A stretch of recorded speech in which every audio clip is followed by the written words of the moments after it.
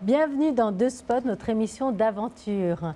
On va vous parler de ski freeride ce soir avec Mélanie, notre candidate courageuse qui est partie avec ces trois messieurs il n'y a pas longtemps, vivre cette aventure incroyable. Christophe, ça a été le guide qui vous a accompagné lors de cette aventure. Bonjour. Bonjour. Bonjour. Ça va, vous allez bien? Oui, très bien, merci. Toujours en vie, heureusement, on est content de vous voir en chair et en os aujourd'hui. Avec ces deux fous, John et Mishka, qui vous ont emmenés dans cette aventure, qui sont les producteurs, les réalisateurs de l'émission. Et vous les garçons, ça va? Très bien. On est toujours là. Toujours là, toujours là. Alors, moi, je vous propose, Mélanie, vous allez retrouver dans quelques instants l'épisode de Spot. Vous êtes partis donc en haute montagne avec Christophe et les garçons skier. Et je vous propose, c'est la première fois que vous allez revoir cet épisode. Tout de suite en images de Spot. Mishka et John, amis et aventuriers de toujours, parcourent le globe à la recherche des meilleurs spots. Cette fois, ils embarquent avec eux une candidate. À travers son regard de femme, nous vous invitons à partir à la découverte de ces lieux mythiques. À mi-chemin entre le carnet de voyage et le film d'aventure, découvrez The Spot.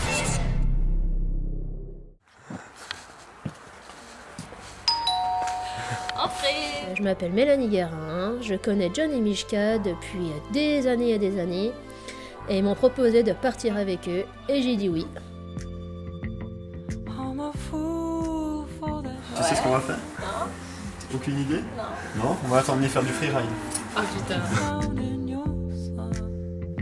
Et là, ils m'ont annoncé qu'on allait faire du freeride.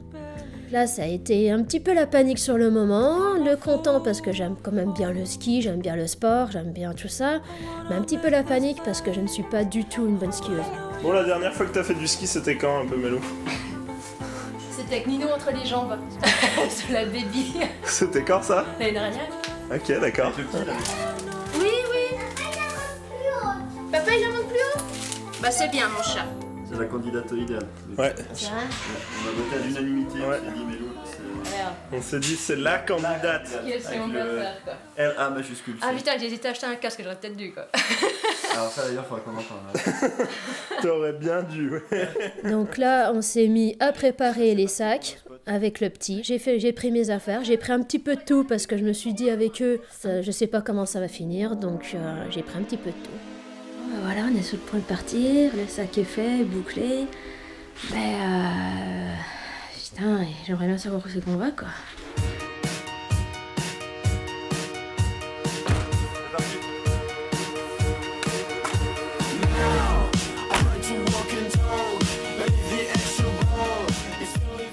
Alors nous voici à Métabier, on va aller choisir des skis pour notre candidate Mélanie, des skis freeride.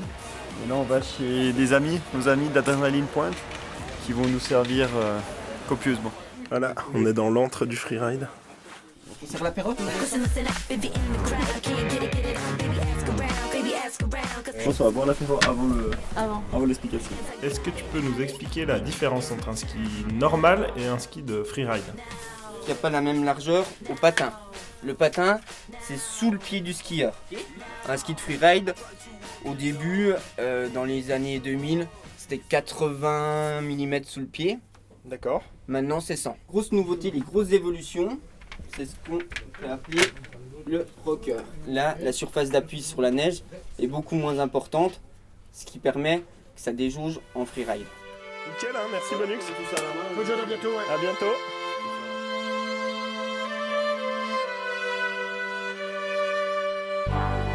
On est arrivé à Chamonix dans l'après-midi. Donc dès qu'on est arrivé, on allait se promener pour visiter la ville, pour découvrir la ville. J'étais déjà allée il y a très très longtemps, mais pas du tout dans les conditions hivernales.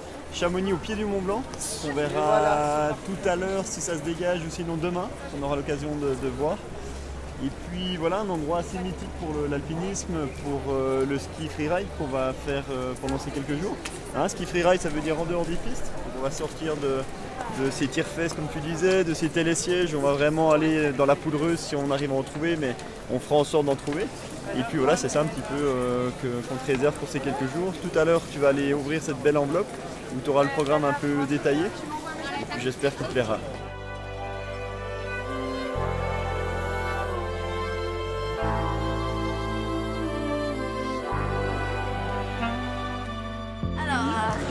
voyage, direction les Alpes, visite de Chamonix, passage au bureau des guides. Si on l'a pas encore fait, on ne devrait pas tarder. Équipement, choix du matériel, ça c'est fait. Descente de la Vallée Blanche. C'est cool, hein? Tu connais la Vallée Blanche? De nom. Surprise du chef, indice apprendre à voler. Ça t'inspire quoi alors? Qu'est-ce que tu penses? Là, ça m'inspire que je risque de voler, quoi. Ouais. Alors, je sais pas si je vais voler en ski, mais Ça te fait peur ou ça te... ça fait peur, mais ça doit être bien. Là. Ça doit être... Ah si, ça doit être... On va passer au bureau d'équipe de Cham, voir un peu quelles sont les conditions de neige et surtout le risque d'avalanche. Qu'est-ce que c'est un peu l'échelle des risques? De 1 à 5, hein. Niveau 1 c'est le niveau faible et 5 niveau très fort. Et donc nous on est sur un niveau 2 donc qui est plutôt limité. Hein. Stabilité du manteau neigeux, risque de déclenchement d'avalanche au passage d'un skieur en randonnée. Quelques anciennes plaques avant, quelques bacs.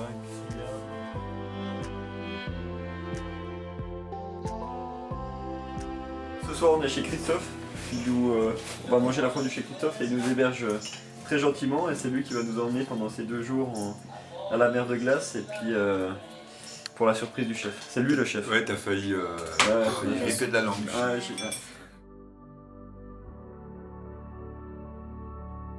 Donc on s'est levé tôt, très tôt, trop tôt. C'est un grand moment de beauté. C'était le moment de beauté de la journée.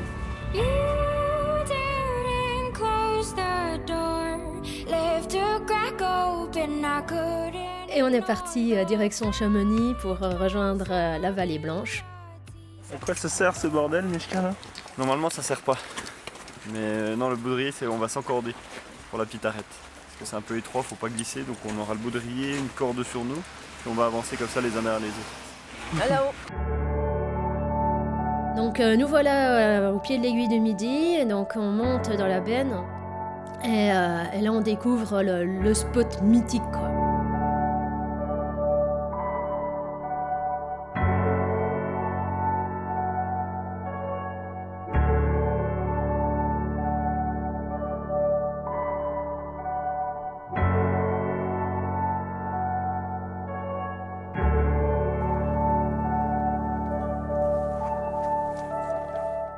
Tu vois l'arête quoi? Non, c'est ça. Ouais, on va marcher sur cette arête. Mais plus bas. Pour de vrai. Ouais. Là, on va marcher là-dessus, là. Donc sans les skis dans un premier temps, avec les crampons en marchant, les skis sur le dos, sur le sac à dos. Puis après on chaussera les skis pour descendre sur la Vallée Blanche si les conditions le permettent.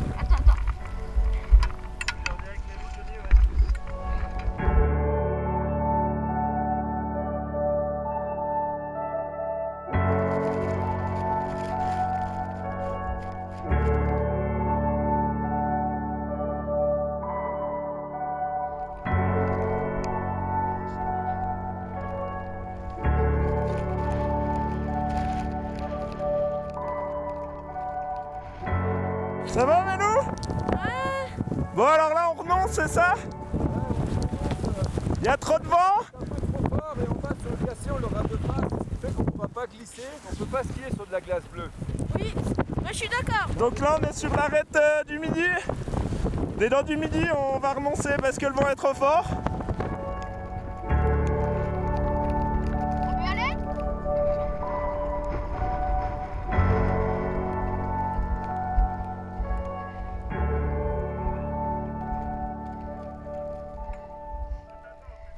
Cette première expérience en arête, qu'est-ce que ça a dit, Mélo? En résumé mon amour, ça fout les boules. Et le vent, ça t'a gêné aussi? Ah ouais, le vent c'est terrible, on sent le sac avec les skis qui partent, qui bougent, ça fait... Ouais, c'est un peu... Ça basculait à droite et à gauche avec le vent là. Ouais. Puis bon, quand on voit la largeur de l'arête, c'est un peu... Ouais, l'arête était étroite. Ouais. C'était étroit, en descente, je crois que c'est encore plus dur qu'en montée. C'est... C'est ambiance comme on dit. On rebrousse chemin, hein, fièrement, mais on rebrousse chemin. Des conditions difficiles. Et puis c'était quoi la suite, Toff, qui nous inquiétait un peu? Voilà, exactement. C'est un petit peu toujours très difficile de prendre le bon choix, hein, mais il faut savoir qu'en ce moment la Vallée Blanche elle n'est pas dans les conditions optimales. Ouais. Et puis là la perturbation active, hein, on la sent arriver, rajoute encore un paramètre d'insécurité. Et ensuite le problème c'est qu'on a un très fort vent de face sur le glacier, ce qui fait qu'on aurait eu du mal à descendre et surtout ça aurait pluché la neige jusqu'à la glace, ce qui veut dire que le bas du glacier était inskiable et du coup ça devient quand même hyper exposé. On aurait skié sur de la glace bleue. Tout à fait. Voilà, donc la Vallée Blanche sera pour une prochaine fois et je pense que là il est mieux d'aller au Grand Montée, on va faire du super ski aussi. Et puis la Vallée Blanche, on la remettra peut-être à lundi. Il faut savoir renoncer. Tout le temps en montagne, parce que tu le payes après ton mauvais choix. Mais c'est des fois très très dur pour ton ego, surtout quand tu es en groupe comme ça, de dire bah non, on n'y va pas, on s'est lancé, on s'est préparé, mais c'est une force aussi de renoncer. Que de savoir renoncer.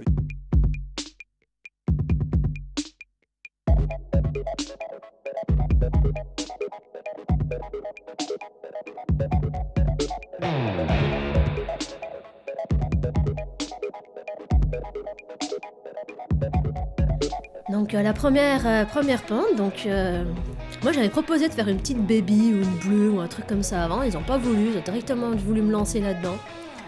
Donc on est descendu, on a commencé à descendre, heureusement Christophe était là, merci Christophe. Et il était là, il a pu m'aider, on a réussi à s'en sortir, mais par contre dès qu'on est arrivé dans les premières pentes vraiment hors piste avec de la poudreuse et tout, là c'était panique totale, j'ai fait ma râleuse. Oh putain! De quoi? C'est super raide! Ça va être plus lisse là-bas après. Allez, regarde, viens, dérape. Attends. Tout ceci n'est pas la faute du guide, Mélanie.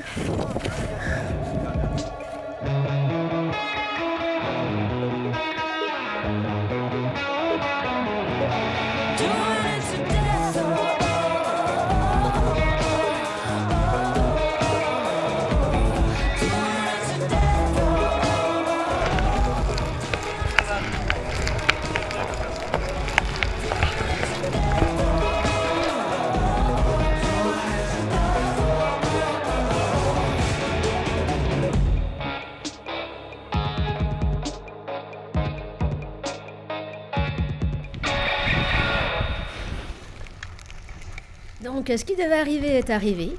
Je m'en suis pris une belle chute. Donc je suis tombée et en plus vraiment du mauvais côté pour tomber, donc j'arrivais même plus à me relever. Il faut dire que c'est pas les personnes qui m'accompagnaient qui m'ont beaucoup aidé, quoi. Mis à part se fumer et puis se moquer de moi, ils ont pas fait grand chose d'autre, quoi. Bah nous on y va, Mélou, hein. La neige elle est trop molle! C'est improbable mais ça marche. T'es obligé de donner la main à John. Voilà, je tombe. Ah! Ok. Là, je suis tombé, je me renverse comme ça, les deux skis, vers le bas, d'accord? Ensuite, pour me relever, si je mets que la main comme ça, je m'enfonce, on ne peut pas se lever. D'accord? Si on prend le bâton comme ça, et puis qu'on appuie comme on voit beaucoup de gens, le bâton il s'enfonce, c'est impossible. La meilleure combine, c'est de faire la croix avec ces deux bâtons comme ça, d'accord? Ensuite, on la met dans la neige, ça fait une raquette, et ensuite on pousse comme ça. Et après tu te lèves.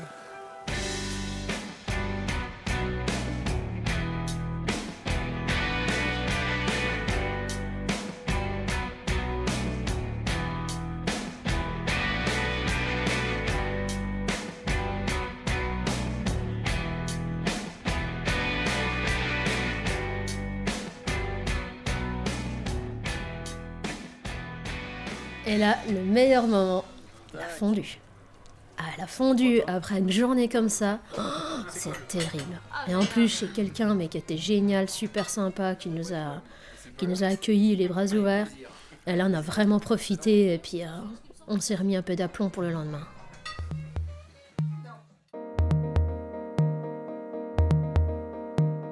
Alors Mélou, t'as fait bonne dormitance? Oui, j'ai très bien dormi. Changement de programme, on va pas aller skier du coup, hein, c'est ça? Ouais, on va au terme. On va plus au ski, on va au terme, il fait pas ses... voilà quoi. On serait largement mieux au terme, moi je pense. Hein. Non? Je crois qu'il fait trop pourri dehors pour aller skier. Ouais, il fait un peu trop pourri pour aller skier, hein. C'est...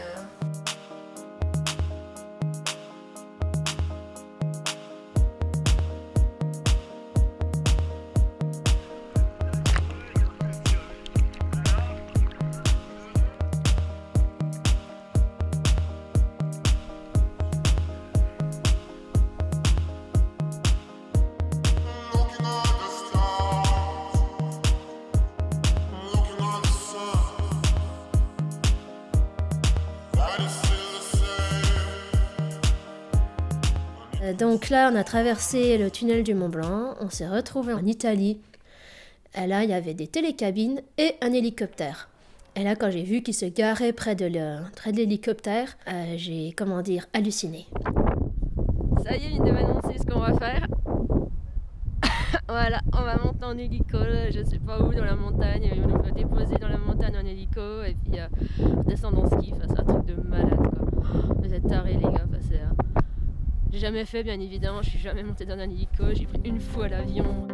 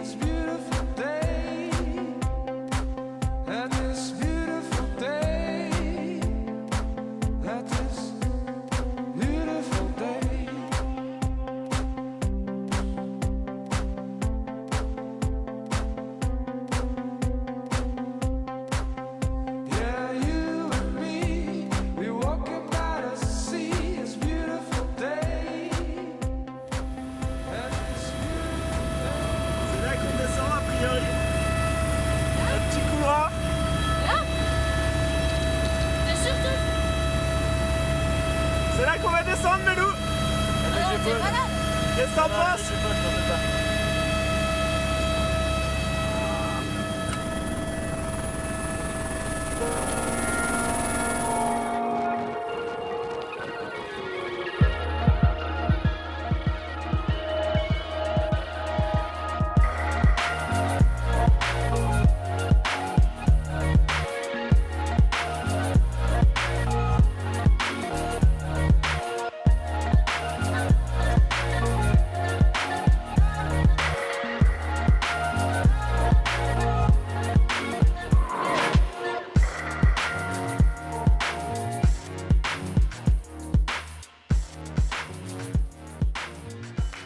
Alors le petit topo sécu de freeride, il y a Toff qui va nous expliquer les précautions à prendre avant de se lancer dans un freeride. Alors déjà la première chose à faire, c'est de s'équiper du kit du trio impératif. On appelle ça donc le DVA, ça c'est impératif, qui a une position d'émission et une position de recherche. DVA c'est quoi, Toff? C'est détecteur victime avalanche. Voilà, à partir du moment où il émet un signal, c'est que le DVA est en bon mode de fonctionnement. Ensuite pareil pour toi. Donc ça, bien sûr, ça ne va pas sans la pelle et puis la sonde. Donc impératif d'avoir une pelle.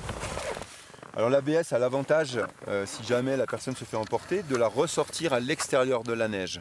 On a une réussite qui est quasi à 90%. Donc le déclenchement de l'ABS est très simple. À partir du moment où on va crier avalanche, il faut s'exercer plusieurs fois à monter la main contre la poignée. Il faut le faire systématiquement avant la descente, de façon à ce que ce geste soit automatique.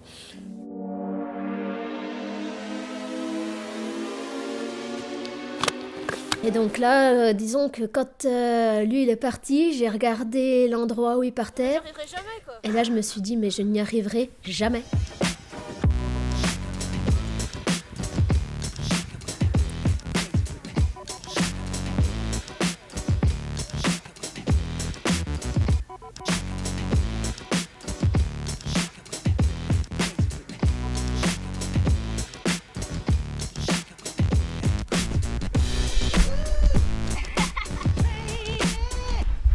Excellent.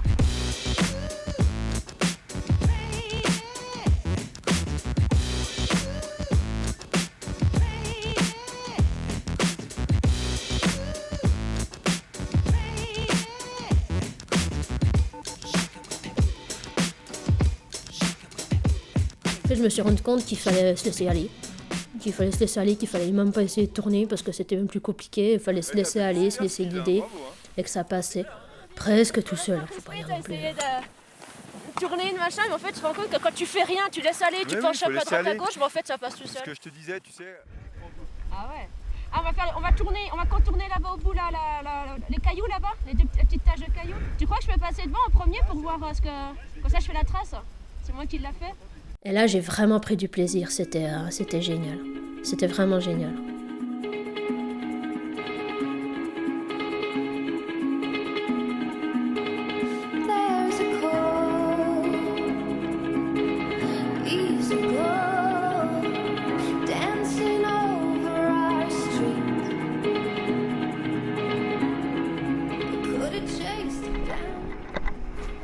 Enfin, on est arrivé dans un couloir très étroit qui était de chaque côté. On avait des rochers.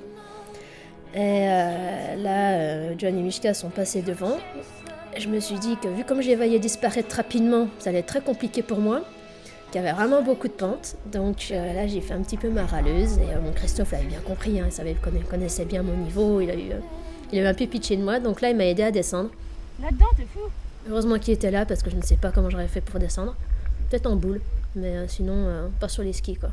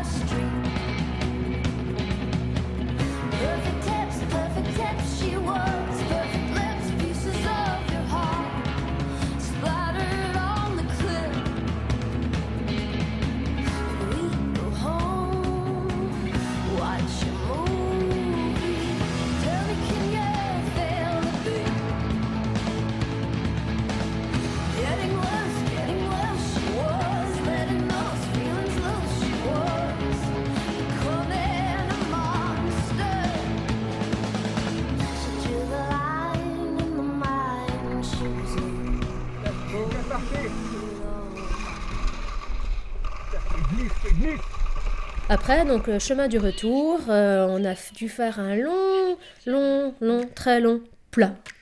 À pousser. Donc ils m'ont lâchement abandonné. Le guide qui était censé logiquement, je sais pas, il est là pour m'aider. Il a même pas voulu tendre une corde pour me tirer, pour m'aider, rien. On est bientôt arrivé, ça sert à rien. Ça sert à rien. Ouais. Tais-toi et marche, tais-toi et ski. Ils m'ont laissé galérer, j'ai eu mal partout, c'est terrible. Non, on a fait la moitié là. Tu veux? On a fait la moitié. Bah descendre c'est génial, par contre marcher avec les skis c'est un peu lourd. À chaud c'est le mot, non? C'est trop dur, à chaud, on a chaud, ouais, c'est le bon mot. Ouais. C'est trop dur, j'en ai marre. Donc on est arrivé sur un plat qui était vraiment critique, on ne pouvait plus pousser.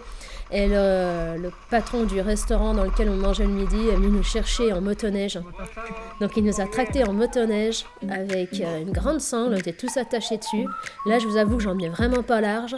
Et je regardais loin devant parce que je me suis dit si je tombe, ça va faire... ça va être terrible quoi. Et je pense que j'allais me faire très très mal parce que c'était vraiment glacé. C'était génial quoi, c'est un truc de malade. Et c'est pas si inaccessible. Après, il faut avoir quelqu'un, vraiment un bon guide de confiance qui sache où c'est qu'il faut passer, ou ce qu'il faut faire et où. Mais sinon, là, c'est génial, quoi. C'est franchement, ça à faire, quoi. Et je pense que je le ferai qu'une fois dans ma vie, donc je crois que faut vraiment que je l'apprécie, là. Félicitations, Mélou. Hein. Félicitations parce que c'était pas bien. donné. Cool. T'as assuré grave.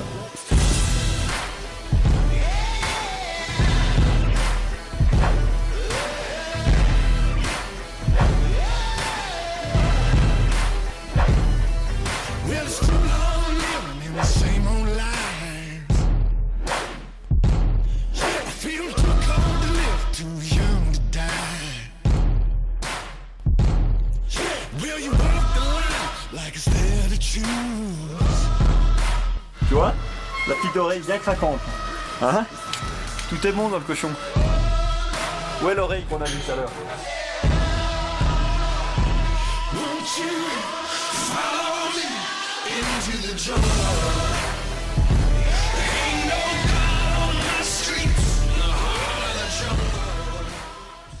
C'est quoi ça, Top? C'est du qui bande fort sans effort. On appelle ça de l'avoine de curé. Quand t'en bois, après t'as plus de sang à la tête, tu tombes par terre, t'es bien que quand t'es couché, parce que c'est le dard qui te pompe tout le sang dans le cerveau. Alors, du coup, on va goûter un peu ce produit. Qui bande fond? C'est du qui bande fort sans effort. Qui bande fort sans effort. Voilà. Mais c'est pas mauvais, hein. Vas-y, goûte-y, tu vois. Ça va te brûler un peu le cul demain matin, mais c'est pas mal. C'est goûtu, hein? Ouais. Ça a du retour, hein? Avec la sapinette, tu trouves la vie chouette. Comme ils disent, les gens de Nord, ils disent birout. Birout. Birout, voilà, birout. Ouais. Et birout. C'est fort, hein? Putain, ça pique l'œil, quoi. Ça me roule la gorge. Tu me ferais pas un coup de main au lieu de faire le compte? Hein? Tu me ferais pas un coup de main, non? Ah, jouer avec ton appareil photo, ça arrive là. Ça marche, t'as fait que ça toute la semaine de toute façon.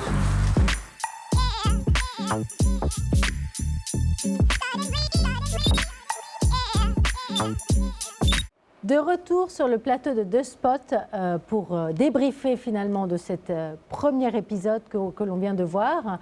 Alors moi je vous propose qu'on voit les garçons, Christophe, un petit extrait pour justement ressentir ce que vous avez ressenti au moment de partir. Entrez. Bonjour. Coucou. T'es prête à partir? Ouais. Avec nous? Tu sais ce qu'on va faire? Aucune idée? Non. On va t'emmener faire du freeride. Ah putain. Il est 8h30. Et là on va partir sur la route, emmener Mélou quelque part. Peut-être va t'en dire où c'est qu'on va ce coup-ci, quoi. T'as pas deviné? On va à la mer. Ah, mais exactement, donc tu peux redéfaire ton sac. Le fait de ne pas savoir où vous partiez, ça faisait partie de l'aventure pour vous? C'était ce qui vous a motivé ou... Oui, c'était sympa. C'était sympa de ne pas savoir où j'allais, mais c'était quand même un peu stressant. Moi, je me doutais qu'on allait dans les Alpes quand même, mais après... Freeride? Quand ils vous ont dit freeride? Freeride, quoi. Mais vous êtes une bonne skieuse? Non, je skie sur les pistes, quoi. Ça faisait très longtemps que je n'avais pas skié en plus. Je sais skier, quoi, mais c'était pas à ce point-là, pas du ski comme ça. Alors les garçons, comment on choisit une candidate pour partir faire du freeride? Alors ouais, c'est un peu la partie qui est difficile, c'est d'arriver à juger un peu le niveau de ski pour qu'il soit à la fois suffisamment élevé pour pouvoir descendre dans cette neige un petit peu poudreuse, des fois sur des mouvements de terrain qui sont difficiles. Comme on a vu sur l'épisode où Grand Montée, c'était jour blanc, il y avait des creux, des bosses, de la neige glacée. Donc c'était ça qui était un petit peu difficile. Et puis Mélanie, on la connaissait, on savait qu'elle avait déjà skié, mais effectivement, il y avait un petit moment. Et c'était juste cet inconnu-là qui nous gênait. Mais elle s'en est très très bien sortie. Vous n'avez pas fait de test alors? Non, on connaissait un petit peu son niveau. Nous, ce qui nous intéresse quand on choisit la candidate, bien sûr, c'est l'épisode, on peut l'intituler « Initiation au ski freeride ». Ce qui nous intéresse, c'est de faire découvrir quelque chose à quelqu'un, à une candidate. Donc là, il fallait qu'elle découvre. Donc il faut qu'elle ait le niveau suffisant pour ne pas prendre de risques trop importants. Et puis en même temps, se faire un petit peu plaisir. Et puis en même temps, il faut qu'elle découvre quelque chose. Donc il y a une sensation nouvelle pour la candidate. Christophe, lorsque vous emmenez des clients faire du ski freeride, qu'est-ce que vous exigez finalement? Il y a quand même un minima à exiger des personnes qui partent avec vous? Oui, déjà l'évolution des skis, c'est quand même beaucoup mieux qu'avant. Avant, on avait des skis étroits, maintenant les skis sont plus larges, donc ça facilite l'accès au freeride. Ouais, là, on l'a vu dans l'épisode, il expliquait les différences. Voilà, tout à fait. Puis après, le niveau, on l'évolue par rapport à la pente qu'on va faire. Et puis la décision se prend à partir de ce moment. Oui, mais quelqu'un qui ne sait pas skier, par exemple, qui n'a pas l'habitude de skier fréquemment, vient vous voir en disant « Moi, je suis venu ici en Suisse ou en France ou je ne sais où, parce que je veux faire du ski freeride », vous acceptez de l'emmener? Alors pas forcément, on pose souvent quelques questions. Par exemple sur le matériel, on a quelques petites techniques pour tirer un petit peu les mots de la bouche, pour surtout savoir si la personne ment ou pas. Et puis par rapport à ça, on propose soit l'aide d'un moniteur de ski pour l'initier au freeride, ou alors si la personne a une certaine expérience, à ce moment-là, on décide de l'emmener, et surtout avec une évolution. Alors, au niveau peur, donc avant même d'embarquer, vous aviez quand même une certaine appréhension avant de partir. Le soir, on vous voit chez vous avec votre fils. Je propose de regarder encore un petit extrait. Tu as déjà fait du freeride, toi, un peu ou... Non. Non. Est-ce que tu as peur un peu ou ça va? Non, ça va. Tu fais confiance? On fait confiance. J'essaye de faire confiance, oui. Mais qu'est-ce que vous avez ressenti au moment de partir? Deux sensations, une sensation un peu de peur, entre guillemets, de ne pas savoir où on allait, de savoir ce qu'on allait faire et tout ça. Et puis contente quand même, parce que ça faisait partir un coup, on partait ensemble, ça allait être sympa. Puis je refaisais confiance sur le fait que ça allait être quelque chose d'intéressant et de sympa. Mais on voit plein de coupes chez vous, hein. Vous êtes très sportive. Oui, je fais un peu de sport, je fais beaucoup de vélo. Ah d'accord, mais c'était pas donc rien à voir avec le ski. Non, rien à voir avec le ski, non. Non. Et puis vous, les garçons, alors vous faites comment pour rassurer votre candidate? J'ai l'impression que vous la charriez quand même un peu, hein. Vous n'êtes pas des plus rassurants. Là, on connaît Mélanie de nos études, en fait, donc c'était pas une candidate lambda dans le sens où on se connaissait de longue date. Après, on la charrie un petit peu, oui, bien sûr, ça fait partie du ton de l'émission. Mais pour les prochaines candidates, quand même, il ne faut pas leur faire peur. Non, je pense pas. Je pense que justement, au montage aussi, on met un petit peu les moments où on la charrie, où on est peut-être un petit peu dur, entre guillemets, avec elle. Mais tout au quotidien, tout au long de l'aventure, on est quand même bienveillant et on fait en sorte que ça se passe bien. C'est le but de l'émission. Voilà, on grossit des fois le trait à certains moments, mais... Mélanie. J'ai porté mes sacs quand même. Hein. On l'a vu porter les sacs, ouais, il n'a pas tiré à la corde là, sur le long bout raide. Ouais. Vous n'êtes pas très galant dans le fond quand vous avez skié? Non, pas très. Il faut quand même que la candidate en bave un petit peu, qu'elle ressente un peu l'effort physique, sinon l'intérêt de l'émission est perdu. Bon, et puis ça Mélanie, ressort des émotions, ouais. Mélanie, vous êtes aussi maman. On a Oui. vu votre fils qui est échou et vous aide à faire votre sac, les affaires. On regarde un petit extrait. Et Nino, tu sais où elle part ta maman là, ces prochains jours? Ouais. Maman, elle sait faire du ski? Ouais. Elle en fait bien? Oui. 10 secondes. Il va pas te manquer là. Si.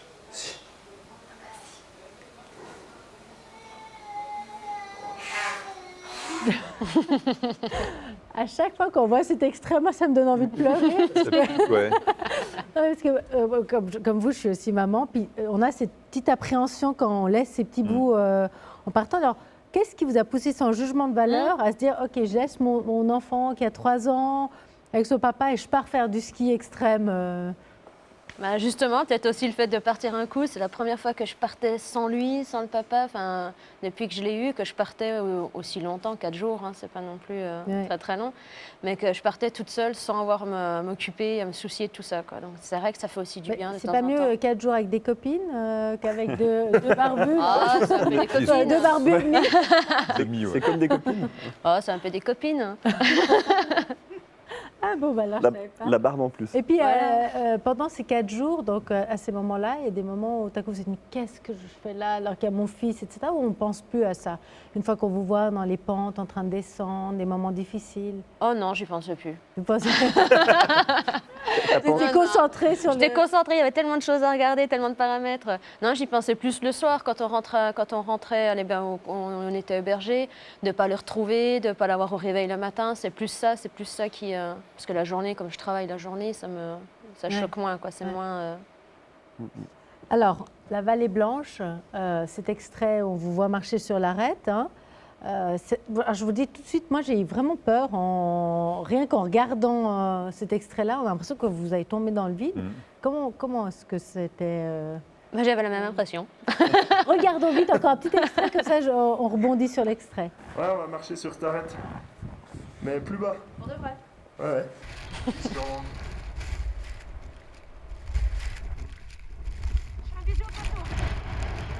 C'est mon ami, là, le dieu est pas lâché, quoi. Alors Christophe, là c'est vers vous que je me tourne. C'est bien de partir comme ça, c'est écrit interdiction de passer, etc. Quelles sont les précautions à prendre? Parce qu'on ne peut pas aller comme ça, s'engager, marcher sur l'arête. Bien sûr, il faut savoir que la montagne est ouverte à tout le monde. Seulement, là, le petit panneau avec la barrière qu'on a vu, c'est juste un avertissement pour avertir les gens que c'est un terrain de haute montagne qui n'est pas sécurisé, qui n'est pas surveillé.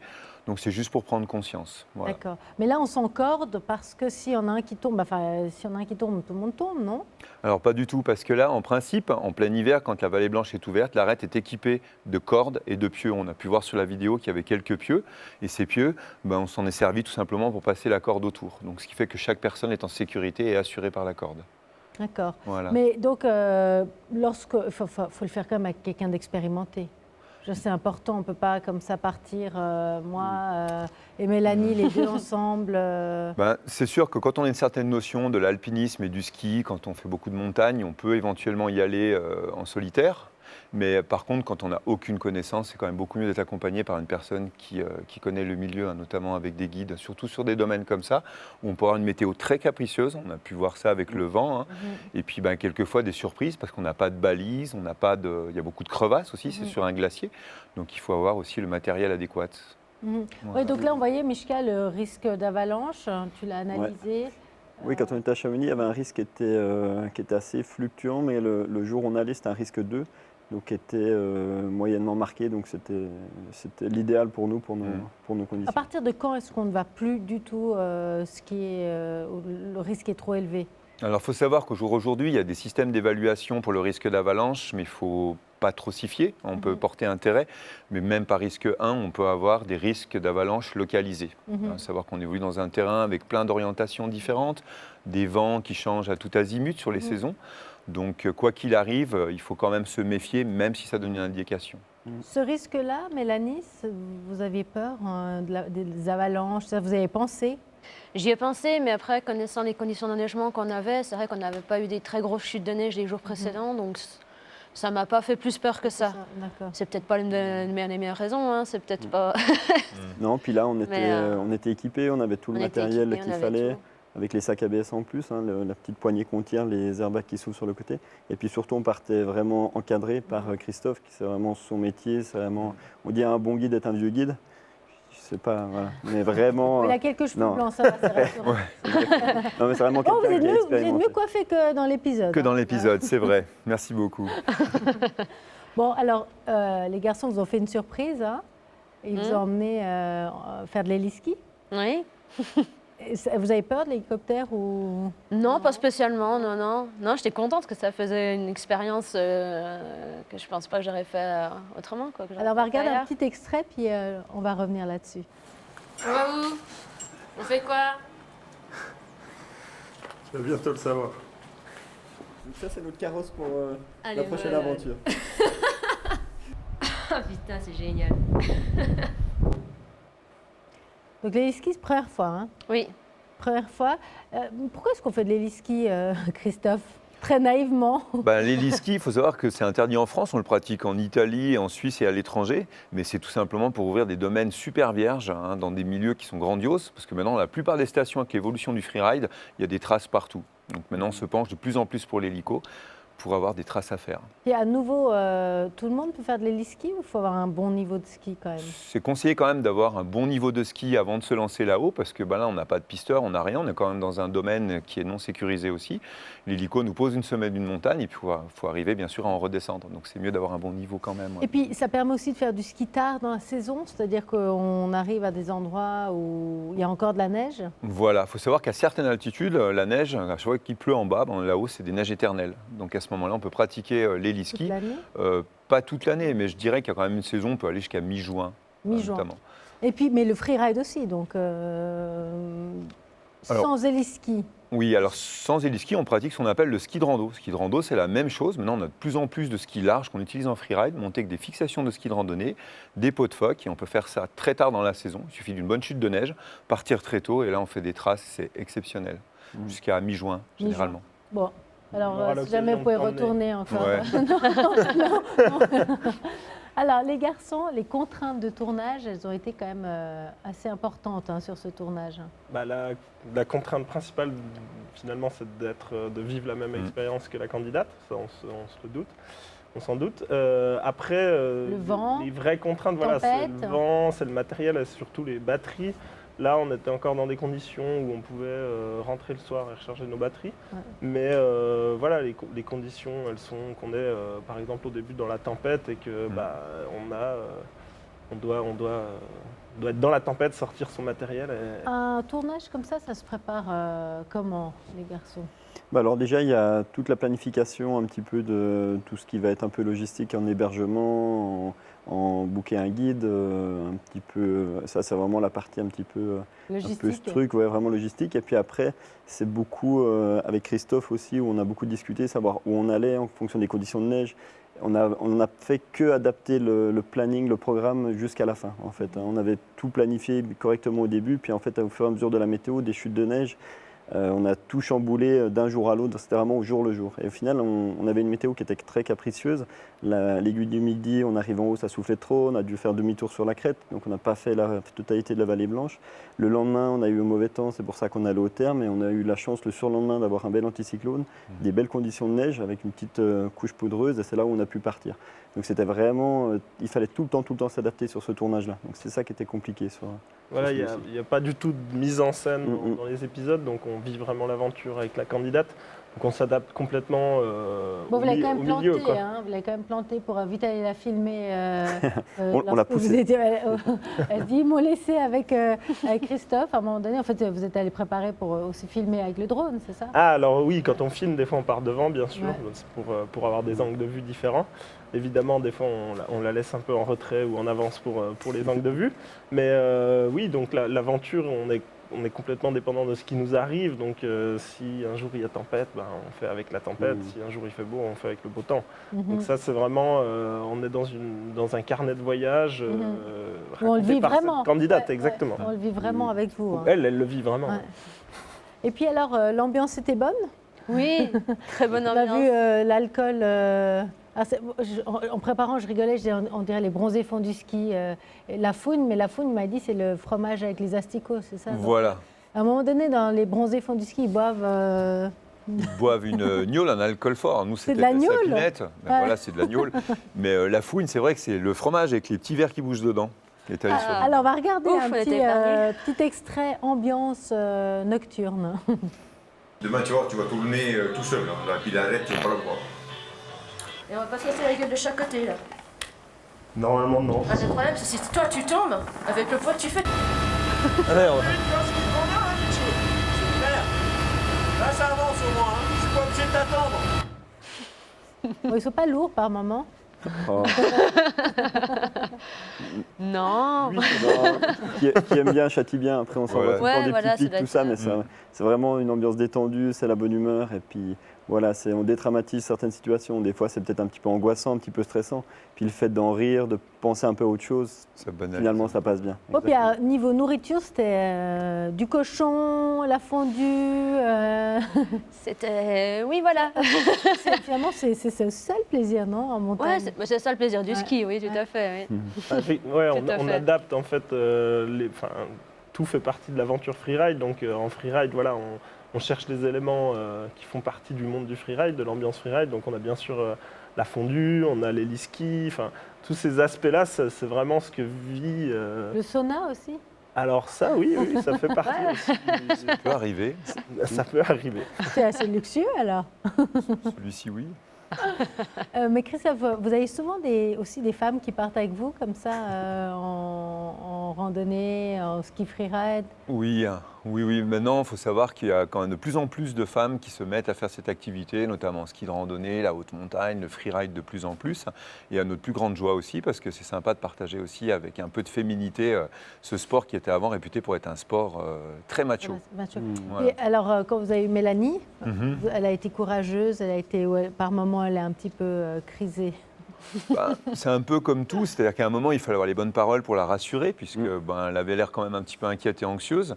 Mais je trouve qu'au fil du temps, puis avec un bon team comme on était, je pense qu'on s'est bien débrouillé avec le cadre pour la rassurer. Et puis, les conditions météo n'étaient pas très rassurantes. C'est toujours plus ludique de faire ça avec du grand beau temps, de la bonne neige. Là, on n'a pas eu tout ça, donc voilà. En tout cas, elle était d'autant plus courageuse. Hein. Voilà, exactement, Et le meilleur souvenir, Mélanie, de ces 4 jours? Le meilleur souvenir?